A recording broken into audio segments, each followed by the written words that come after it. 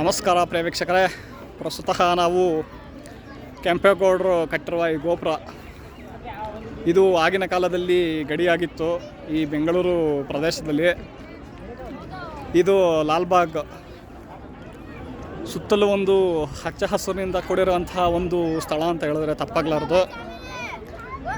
ಇದಕ್ಕೂ ಕೂಡ ನಮ್ಮ ಸರ್ಕಾರದವರು ಏನೇನೋ ಹೊಸ ಯೋಜನೆಗಳು ತಂದ್ಬಿಟ್ಟು ಅಂಡರ್ ಟನಲ್ಲು ಇನ್ನೊಂದು ಮತ್ತೊಂದು ಅಂತ ಏನೇನೋ ಮಾಡಬೇಕು ಅಂತೆಲ್ಲ ಉದ್ದೇಶಪೂರ್ವಕವಾಗಿ ಸ್ಥಳವನ್ನು ವಶಪಡಿಸ್ಕೊಳ್ಬೇಕಾದ ಒಂದು ಹುನ್ನಾರದಲ್ಲಿದ್ದಾರೆ.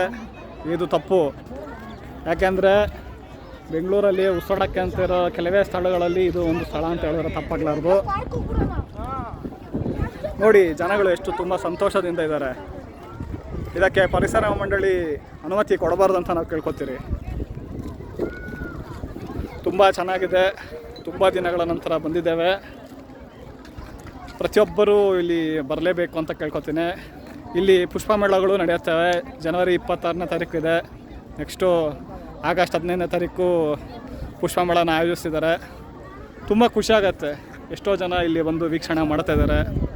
ಉಸಿರಾಡೋಕ್ಕೆ ಒಳ್ಳೆ ಗಾಡಿ ಇಲ್ಲ ಬೆಂಗಳೂರಲ್ಲಿ. ಅದನ್ನೇ ಸರಿಯಾಗಿ ಇದು ಮಾಡಬೇಕು. ಚೆನ್ನಾಗಿ ಮಾಡಿದ್ರೆ ರೋಡುಗಳು ರಸ್ತೆಗಳನ್ನ ಚೆನ್ನಾಗಿ ಮಾಡಿದ್ರೆ ಅದನ್ನು ತುಂಬ ಚೆನ್ನಾಗೇ ಇರುತ್ತೆ. ಅದು ಬಿಟ್ಬಿಟ್ಟು ಹೊಸ ಯೋಜನೆಗಳು ಏನಕ್ಕೆ ಬೇಕು? ಇರೋದನ್ನು ಫಸ್ಟು ಕರೆಕ್ಟಾಗಿ ಮಾಡ್ಕೊಂಡು ಹೋದರೆ ಸಾಕಾಗಿದೆ. ಸರ್ಕಾರದಲ್ಲಿ ಈ ಥರ ಎಲ್ಲ ಬಿಟ್ಟು ಮಾಡಿಬಿಟ್ಟು ಎಲ್ಲ ಸ್ವಲ್ಪ ಅರಾಜಕತೆ ಸೃಷ್ಟಿ ಮಾಡಿದ್ದಾರೆ. ಇದು ಆರ್ಥಿಕತೆಗೆ ದೊಡ್ಡ ಹೊಡೆತ. ಇದು ಅವರು ಯಾವ ಒಂದು ಯೋಜನೆಯಲ್ಲಿ ಇದು ಮಾಡ್ತಾರೋ ಅದಂತೂ ದೇವರೇ ಬಲ್ಲ. ಇವರು ಬುದ್ಧಿ ಇದು ಮಾಡ್ತಾರೋ ಇಲ್ಲದೆ ಮಾಡ್ತಾರೋ, ಜನ ಮಾಡೋ ಜಾತ್ರೆ ಮಾಡೋ ಅನ್ನಂಗೆ ಆಗ್ಬಿಟ್ಟಿದೆ ಪರಿಸ್ಥಿತಿ. ಪ್ರಸ್ತುತ ಸಮಾಜ ಸ್ಥಿತಿಗತಿ ಹಿಂಗೆ ಆಗಿಬಿಟ್ಟಿದೆ. ನಾನು ತುಂಬ ಸಣ್ಣವನಿದ್ದಾಗ ಬಂದಿದ್ದೆ. ಇದರದ್ದು ನೆನಪೇ ಹಾರಿತ್ತು. ತುಂಬ ದಿನಗಳ ನಂತರ ಬಂದಿದ್ದು ತುಂಬ ಖುಷಿಯಾಯಿತು. ತುಂಬ ಚೆನ್ನಾಗಿದೆ. ಪ್ರತಿಯೊಬ್ಬರೂ ಇಲ್ಲಿ ಬರಲಿ ಅಂತ ನಾನು ಕೇಳ್ಕೊಡೋಕ್ಕೆ ಇಷ್ಟಪಡ್ತೇನೆ. ಪ್ರಿಯ ವೀಕ್ಷಕರೇ, ಧನ್ಯವಾದಗಳು.